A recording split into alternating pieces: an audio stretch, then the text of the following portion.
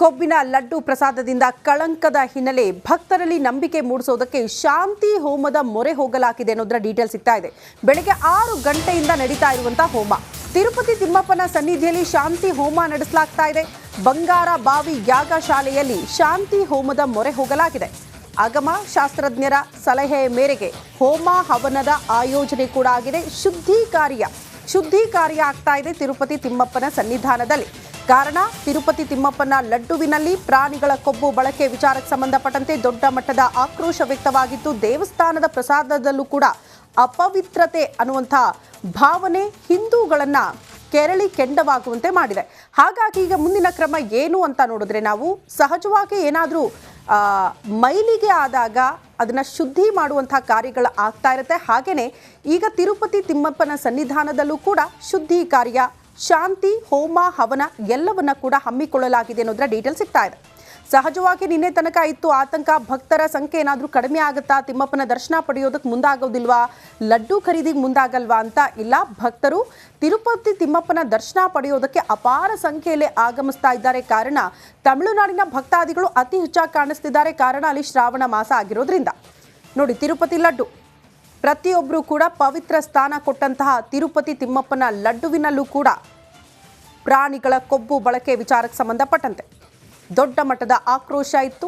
ಆ ಆಕ್ರೋಶದ ಬೆನ್ನಿಗೆ ಈಗ ಶುದ್ಧಿ ಕಾರ್ಯ, ಶಾಂತಿ ಹೋಮ ಹವನ ಎಲ್ಲವನ್ನ ಕೂಡ ಹಮ್ಮಿಕೊಳ್ಳಲಾಗಿದೆ ಅನ್ನೋದರ ಡೀಟೇಲ್ ಸಿಗ್ತಾ ಇದೆ. ಹೇಗಿರುತ್ತೆ ಶಾಂತಿ ಹೋಮ ಅನ್ನೋದ್ರ ಬಗ್ಗೆ ಕೂಡ ಮಾಹಿತಿಯನ್ನು ನಿಮ್ಮ ಮುಂದೆ ಇಡ್ತಾ ಇದ್ದೀವಿ. ದೇವಾಲಯದ ಮುಖ್ಯ ಅರ್ಚಕರಿಂದ ಶಾಂತಿ ಹೋಮವನ್ನು ನಡೆಸಲಾಗುತ್ತೆ. ಹಸಿವಿನ ತುಪ್ಪ ಬಳಸಿ ಹೋಮ ನಡೆಸ್ತಾರಂತೆ ಅರ್ಚಕರು. ಹೋಮ ನಡೆಯುವ ವೇಳೆ ಅರ್ಚಕರಿಂದ ಮಂತ್ರದ ಜಪ ಕೂಡ ಆಗುತ್ತೆ. ದೇವಾಲಯಕ್ಕೆ ಆಗಿರೋ ಕಳಂಕ ದೂರವಾಗುವುದಕ್ಕೆ ಮಂತ್ರ ಪಠನೆ ಕೂಡ ಆಗುತ್ತೆ. ಹಸುವಿನ ಹಾಲು, ಗಂಜಲ, ತುಪ್ಪದಿಂದ ದೇವಾಲಯವನ್ನು ಶುದ್ಧಿ ಮಾಡಲಾಗುತ್ತೆ. ಸಹಜವಾಗಿ ಗಂಜಲ ಬಳಕೆ ಮಾಡ್ತಾರೆ. ಏನಾದರೂ ಆಗಲೇ ನಾನು ಹೇಳ್ತಾ ಇದ್ದೆ, ಮೈಲಿಗೆ ಅಂತ ಬಂದಾಗ ಗಂಜಲ ಸಿಂಪಡಣೆ ಮಾಡಿ ಶುದ್ಧಿ ಕಾರ್ಯಗಳು ಕೂಡ ಆಗುತ್ತೆ. ಬಹುತೇಕರಿಗೆ ಅದು ಗೊತ್ತಿರುತ್ತೆ. ಹಿಂದೂಗಳ ಭಾವನೆ, ಸಂಪ್ರದಾಯ ಕೂಡ ಅದು. ಹಾಗಾಗಿ ಅದನ್ನು ಕೂಡ ಅಲ್ಲಿ ನೆರವೇರಿಸಲಾಗ್ತಾ ಇದೆ. ಬೆಳಗ್ಗೆ 10 ಗಂಟೆ ತನಕ ಕೂಡ ಈ ಯಾಗ ನಡೆಯುತ್ತೆ ಅನ್ನೋದ್ರ ಬಗ್ಗೆ ಮಾಹಿತಿ ಇದೆ. ಟಿಟಿಡಿ ಇಒ ಶ್ಯಾಮಲ ರಾವ್ ನೇತೃತ್ವದಲ್ಲಿ ಹೋಮ ಹವನ ನೆರವೇರಿಸಲಾಗ್ತಾ ಇದೆ ಅನ್ನೋದ್ರ ಬಗ್ಗೆ ಮಾಹಿತಿ ಸಿಗ್ತಾ ಇದೆ. ಹೀಗಿರುತ್ತೆ ಶಾಂತಿ ಹೋಮ. ವಿಶ್ವವಿಖ್ಯಾತ ಮೈಸೂರು ದಸರಾಗೆ ಕೌಂಟ್ ಡೌನ್ ಶುರುವಾಗಿದೆ. ಅರಮನೆಯ ಖಾಸಗಿ ದರ್ಬಾರ್ಗೆ ಆನೆಗಳ ಆಯ್ಕೆ ಕೂಡ ಆಗಿದೆ. ಪಟ್ಟದ ಆನೆ, ನಿಶಾನೆ ಆನೆ ಆಯ್ಕೆ ಮಾಡಿದ್ದಾರೆ ರಾಜವಂಶಸ್ಥೆ ಪ್ರಮೋದಾದೇವಿ ಒಡೆಯರ್ ಅವರು ಆಯ್ಕೆ ಮಾಡಿದ್ದಾರೆ. ಮೊಮ್ಮಗನೊಂದಿಗೆ ಆನೆಗಳನ್ನು ವೀಕ್ಷಣೆ ಕೂಡ ಮಾಡಿದ್ದಾರೆ ಪ್ರಮೋದಾದೇವಿ. ಗಜಪಡೆಯ ಆಗಮನ ಅರಮನೆ ಅಂಗಳಕ್ಕೆ ಆಗಿತ್ತು. ಬಟ್ ಅದರಲ್ಲಿ ಈಗ ಪಟ್ಟದ ಆನೆ, ನಿಶಾನೆ ಆನೆಯ ಆಯ್ಕೆ ಕೂಡ ಆಗಿದೆ. ರಾಜವಂಶಸ್ಥೆ ಪ್ರಮೋದಾದೇವಿ ಅವರು ಆಯ್ಕೆ ಮಾಡಿದ್ದಾರೆ ಅನ್ನೋದ್ರ ಬಗ್ಗೆ ಮಾಹಿತಿ ಸಿಗ್ತಾ ಇದೆ. ಸದ್ಯ ಗಜಪಡೆಯ ವೀಕ್ಷಣೆ ಕೂಡ ಪ್ರಮೋದಾದೇವಿ ಅವರು ಮಾಡಿದ್ದಾರೆ ಮೊಮ್ಮಗನ ಜೊತೆಗೂಡಿ. ಮೈಸೂರು ದಸರಾ ಅಂದ ತಕ್ಷಣ ನಮಗೆಲ್ಲ ನೆನಪಾಗುವುದು ಆ ಸಂಭ್ರಮ, ಸಡಗರ ಜೊತೆಗೆ ಗಜಪಡೆ. ಕಾರಣ ರಾಜ ಗಾಂಭೀರ್ಯದ ಜೊತೆಗೆ ಅಂಬಾರಿ ಹೊತ್ತು ಸಾಗುವಂತಹ ದೃಶ್ಯಗಳನ್ನು ನೋಡೋದಕ್ಕೆ ಅದೆಷ್ಟು ಜನ ಕಾಯ್ತಾ ಇರ್ತೀವಿ ಆ ಕ್ಷಣಕ್ಕಾಗಿ. ಹಾಗಾಗಿ ಗಜಪಡೆಯೇ ಆಕರ್ಷಣೆ. ಅದರಲ್ಲಿ ಪಟ್ಟದಾನೆ, ನಿಶಾನೆ ಆನೆಯ ಆಯ್ಕೆ ಕೂಡ ಆಗುತ್ತೆ ಪ್ರತಿ ಸಲ. ಸೊ ಈ ಬಾರಿಯೂ ಕೂಡ ರಾಜವಂಶಸ್ಥೆ ಪ್ರಮೋದಾದೇವಿ ಅದನ್ನು ಆಯ್ಕೆ ಕೂಡ ಮಾಡಿದ್ದಾರೆ.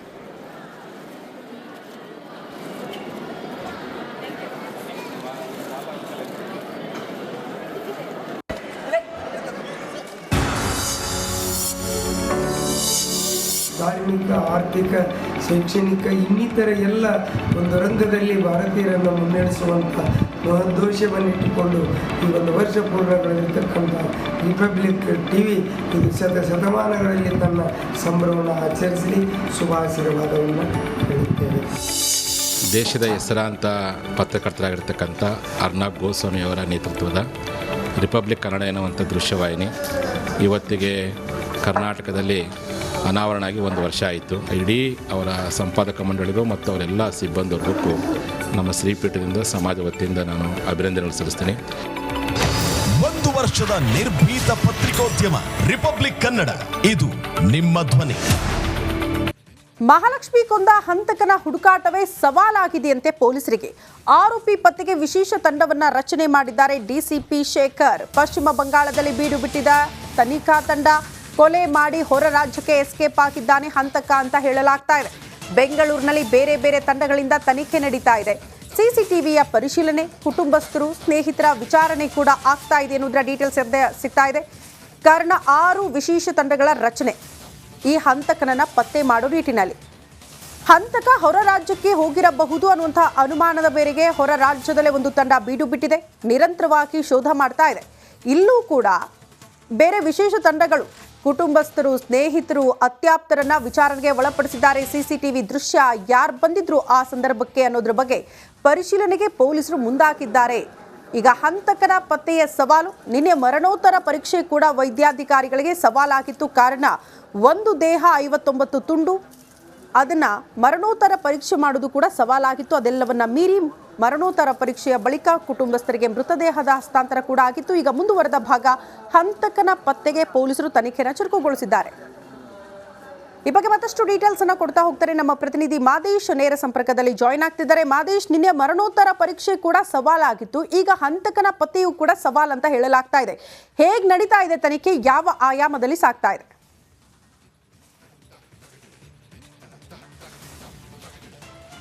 ಶ್ರುತಿ, ಈಗಾಗಲೇ ಒಂದು ಪ್ರಕರಣಕ್ಕೆ ಸಂಬಂಧಪಟ್ಟಂತೆ ಆರೋಪಿಯ ಪತ್ತೆಗೆ ಪೊಲೀಸರ ತಂಡ ಹುಡುಕಾಟ ಮಾಡುವಂಥ ಕೆಲಸವನ್ನು ಮಾಡ್ತಿದೆ. ಒಟ್ಟು 5 ತಂಡಗಳನ್ನು ರಚಿಸಿ ಆರೋಪಿಯ ಪತ್ತೆಗೆ ಮುಂದಾಗಿರುವಂಥದ್ದು. ಈಗಾಗಲೇ DCP ಶೇಖರ್ ನೇತೃತ್ವದಲ್ಲಿ ವಿಶೇಷ ತಂಡಗಳನ್ನು ರಚನೆ ಮಾಡುವಂಥ ಕೆಲಸವನ್ನು ಮಾಡಲಾಗಿದೆ. ಈಗಾಗಲೇ ಈ ಒಂದು ಪ್ರಕರಣವನ್ನು ಅಬ್ಸರ್ವ್ ಮಾಡಿದಂಥ ಸಂದರ್ಭದಲ್ಲಿ ಆರೋಪಿಯ ಪ್ಲಾನ್ ಪಕ್ಕಾ ಆಗಿತ್ತು ಅನ್ನೋಂಥದ್ದು ಮೇಲ್ನೋಟಕ್ಕೆ ಗೊತ್ತಾಗಿದೆ. ಯಾಕಂದರೆ ಆತ ಎಸ್ಕೇಪ್ ಆಗುವಂಥ ಉದ್ದೇಶದಿಂದಲೇ ಈ ರೀತಿಯಾದಂತಹ ಒಂದು ಐಡಿಯಾವನ್ನು ಬಳಸಿದ್ದ. ಯಾಕಂದರೆ ಆ ಒಂದು ಫ್ರಿಡ್ಜ್ನಲ್ಲಿ ಇಟ್ಟಂಥ ಸಂದರ್ಭದಲ್ಲಿ ಸುಮಾರು 15 ದಿನಗಳ ಕಾಲ ಈ ಒಂದು ಕೊಲೆ ಆಗಿರೋದು ಕೂಡ ಯಾರಿಗೂ ಡೌಟ್ ಬಂದಿರೋದಿಲ್ಲ. ಯಾವಾಗ ಆ ಒಂದು ರೂಮ್ನಲ್ಲಿ ಜಾಸ್ತಿ ಸ್ಮೆಲ್ ಆಗುತ್ತೋ ಆ ಒಂದು ಸಂದರ್ಭದಲ್ಲಿ ಸ್ಥಳೀಯರು ಇನ್ಫಾರ್ಮ್ ಮಾಡಿದಂಥ ಸಂದರ್ಭದಲ್ಲಿ ಈ ಒಂದು ಕೊಲೆ ಪ್ರಕರಣ ಹೊರಗಡೆ ಬಂದಿದೆ. ಆದರೆ ಅಲ್ಲಿವರೆಗೂ ಕೂಡ ಯಾವುದೇ ರೀತಿಯಾದಂತಹ ಒಂದಷ್ಟು ಸಣ್ಣ ಡೌಟ್ಗಳು ಕೂಡ ಯಾರಿಗೂ ಕೂಡ ಬಂದಿರಲಿಲ್ಲ. ಆದರೆ ಕೊಲೆ ಆದಮೇಲೆ ಒಂದೊಂದೇ ಸ್ಫೋಟಕ ವಿಚಾರಗಳು ಕೂಡ ಹೊರಗಡೆ ಬರ್ತಿದೆ. ಇಲ್ಲಿವರೆಗೂ ಕೂಡ ಯಾರು ಕೊಲೆ ಮಾಡಿದ್ರು ಅನ್ನೋಂಥ ಅನುಮಾನಗಳು ಜಾಸ್ತಿ ಆಗಿದೆ. ಅದರಲ್ಲೂ ಕೂಡ ಯಾವ ಒಂದು ಉದ್ದೇಶಕ್ಕೆ ಕೊಲೆ ಮಾಡಲಾಗಿದೆ ಏನು ಅನ್ನೋದಕ್ಕೆ ಸಂಬಂಧಪಟ್ಟಂತೆ ಪೊಲೀಸರಿಗೆ ಹಲವು ಚಾಲೆಂಜ್ ಆಗಿದೆ. ಇಲ್ಲಿ ಆರೋಪಿ ಯೂಸ್ ಮಾಡಿರುವಂತಹ ಒಂದಷ್ಟು ಐಡಿಯಾಗಳು ಪೊಲೀಸರ ತಲೆ ಕೆಡಿಸಿದೆ. ಅದರಲ್ಲೂ ಕೂಡ ಒಂದು ಮನೆಯಲ್ಲಿ ಯಾವುದೇ ರೀತಿಯಾದಂತಹ ಎವಿಡೆನ್ಸ್ಗಳನ್ನು ಆತ ಬಿಟ್ಟಿಲ್ಲ.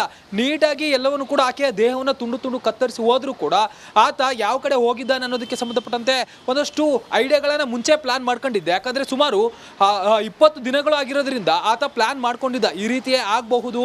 20 ದಿನಗಳ ಕಾಲ ಆತನಿಗೆ ಸಾಕಷ್ಟು ಟೈಮ್ ಇತ್ತು ಎಸ್ಕೇಪ್ ಆಗೋದಕ್ಕಾಗಿರ್ಬೋದು, ಜೊತೆಗೆ ಫೋನೆಲ್ಲ ಆಫ್ ಮಾಡಿಕೊಂಡು ಯಾವ ಬೇರೆ ರಾಜ್ಯಕ್ಕೂ ಅಥವಾ ಬೇರೆ ದೇಶಗಳು ಕೂಡ ಹೋಗುವಂಥ ಸಾಧ್ಯತೆ ಇತ್ತು. ಈಗಾಗಲೇ ಉತ್ತರ ಭಾರತದ ಒಂದಷ್ಟು ರಾಜ್ಯಗಳಿಗೆ ಆತ ಎಸ್ಕೇಪ್ ಆಗಿದ್ದಾನೆ ಅನ್ನೋಂಥ ಮಾಹಿತಿ ಈಗಾಗಲೇ ಪೊಲೀಸರಿಗೆ ಗೊತ್ತಾಗಿದೆ. ಯಾಕಂದರೆ ಆಕೆಯ ನಂಬರನ್ನು CDI ಪರಿಶೀಲನೆ ಮಾಡಿದಂಥ ಸಂದರ್ಭದಲ್ಲಿ ಒಂದು ಅನುಮಾನಾಸ್ಪದ ನಂಬರ್ 20 ದಿನಗಳ ಕಾಲ ಸ್ವಿಚ್ ಆಫ್ ಆಗಿತ್ತು. ಅಂದರೆ ಆಕೆ ಕೊಲೆ ಆದಂಥ ದಿನದಿಂದ ಹಿಡಿದು ಮೊನ್ನೆವರೆಗೂ ಕೂಡ ಕೊಲೆಯ ಪ್ರಕರಣ ಯಾವಾಗ ಹೊರಗಡೆ ಬಂತು ಅಲ್ಲಿವರೆಗೂ ಕೂಡ ಒಂದು ನಂಬರ್ ಸ್ವಿಚ್ ಆಫ್ ಇತ್ತು. ಅವತ್ತು ಮಾತ್ರ ಅದು ಆನ್ ಆಗಿ ಮತ್ತೆ ಸ್ವಿಚ್ ಆಫ್ ಆಗಿರುತ್ತೆ. ಹೀಗಾಗಿ ಆ ಒಂದು ನಂಬರ್ನ ವ್ಯಕ್ತಿಯ ಮೇಲೆ ಈಗಾಗಲೇ ಪೊಲೀಸರಿಗೆ ಸಾಕಷ್ಟು ಅನುಮಾನ ಇದೆ.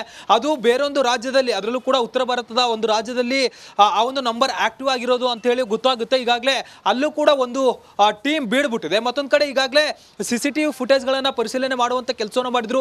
ಒಂದೊಂದು ಟೀಮ್ ಒಂದೊಂದು ರೀತಿಯಾದಂಥ ಕೆಲಸಗಳನ್ನು ಮಾಡುವಂಥ ಕೆಲಸವನ್ನು ಮಾಡಲಾಗ್ತಿದೆ.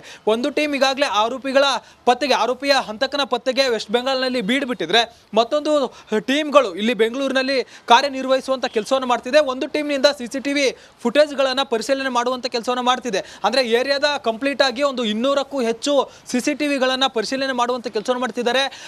ಕಳೆದ 30 ದಿನಗಳಿಂದಲೂ ಕೂಡ ಆಕೆ ಎಲ್ಲೆಲ್ಲಿ ಹೋಗಿದ್ಲು, ಕೊನೆಯದಾಗಿ ಯಾರನ್ನ ಮೀಟ್ ಆಗಿದ್ಲು, ಮಾಲ್ ಒಂದರಲ್ಲಿ ಆಕೆ ಕೆಲಸ ಮಾಡ್ತಿದ್ಲ ಅಲ್ಲಿ ಆಗಿರ್ಬೋದು, ಅಲ್ಲಿನ CCTVಗಳಾಗಿರ್ಬೋದು, ಜೊತೆಗೆ ಮನೆ ಏರಿಯಾದ ಸುತ್ತಮುತ್ತಲಿನ CCTVಗಳನ್ನು ಪರಿಶೀಲನೆ ಮಾಡುವಂಥ ಕೆಲಸವನ್ನು ಮಾಡ್ತಿದ್ದಾರೆ. ಈಗಾಗಲೇ ಓರ್ವ ವ್ಯಕ್ತಿ ಡ್ರಾಪ್ ಮತ್ತೆ ಪಿಕಪ್ ಮಾಡ್ತಿದ್ದ ಅಂತ ಹೇಳಿ ಗೊತ್ತಾಗಿದೆ. ಆತನಿಗೆ ಸಂಬಂಧಪಟ್ಟಂತೆ ಒಂದಷ್ಟು ಎಕ್ಸ್ಟ್ರಾ ಡೀಟೇಲ್ಸ್ಗಳನ್ನು ಕಲೆ ಹಾಕುವಂಥ ಕೆಲಸವನ್ನು ಮಾಡ್ತಿದ್ದಾರೆ. ಮತ್ತೊಂದು ಕಡೆ ಟೆಕ್ನಿಕಲ್ ಎವಿಡೆನ್ಸ್ಗಳನ್ನು ಕಲೆ ಹಾಕುವಂಥ ಕೆಲಸವನ್ನು ಮಾಡ್ತಿದ್ದಾರೆ. ಒಟ್ಟಾರೆಯಾಗಿ 5 ತಂಡಗಳಿಂದ ಆರೋಪಿಯ ಪತ್ತೆಗೆ ಜೊತೆಗೆ ಒಂದು ಕೇಸ್ಗೆ ಸಂಬಂಧಪಟ್ಟಂತೆ ಹೆಚ್ಚಿನ ತನಿಖೆಯನ್ನು ನಡೆಸುವಂತ ಕೆಲಸ ಆಗ್ತಿದೆ. ಶ್ರುತಿ. ಓಕೆ ಮಾದೇಶ್, ಧನ್ಯವಾದಗಳು ತಮ್ಮೆಲ್ಲ ಮಾಹಿತಿಗೆ.